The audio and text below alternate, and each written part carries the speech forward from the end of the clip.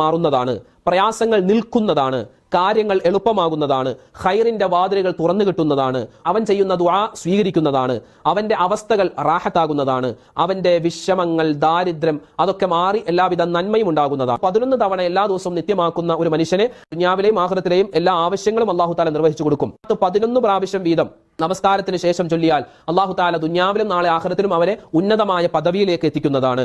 ഒരാൾ ഒരു ആവശ്യ നിർവഹണത്തിന് വേണ്ടി 100 വട്ടമാണ് ഈ സ്വലാത്ത് ചൊല്ലുന്നതെങ്കിൽ അല്ലാഹു തആല അവന്റെ ആവശ്യങ്ങൾ പൂർത്തീകരിച്ചു കൊടുക്കുന്നതാണ്. ഇങ്ങനെ നേട്ടം മഹാനായ യൂസുഫ് നബഹാനി റഹ്മത്തുള്ളാഹി അലൈഹി അഫ്ളലുസ് സ്വലവാത്തി അലാ സയ്യിദിസ് സാദാത്ത് എന്ന കിതാബിൽ, അതുപോലെ ഖസീനത്തുൽ അസ്റാർ എന്ന കിതാബിലൊക്കെ നിരവധി മഹത്തുകൾ രേഖപ്പെടുത്തിയിട്ടുണ്ട്. അല്ലാഹുമ്മ സ്വല്ലി സ്വലാത്തൻ കാമില വസല്ലിം സലാമൻ താമ്മൻ അലാ സയ്യിദിനാ മുഹമ്മദിനില്ലദീ തൻഹല്ലു ബിഹിൽ ഉഖദ് വതൻഫരുജു ബിഹിൽ ഖുറബ് വതുഖ്ലാ ബിഹിൽ ഹവായിജു വതുനാലു ബിഹിർ റഗായിബു വഹുസ്നുൽ ഖവാതിമി വയസ്തസ്ഖൽ ഗമാമു ബിവജ്ഹിഹിൽ കരീം വഅലാ ആലിഹി വസഹ്ബിഹി ഫീ കുല്ലി ലംഹത്തിൻ വനഫസിൻ ബിഅദദി കുല്ലി മഅലൂമിൻ ലക്.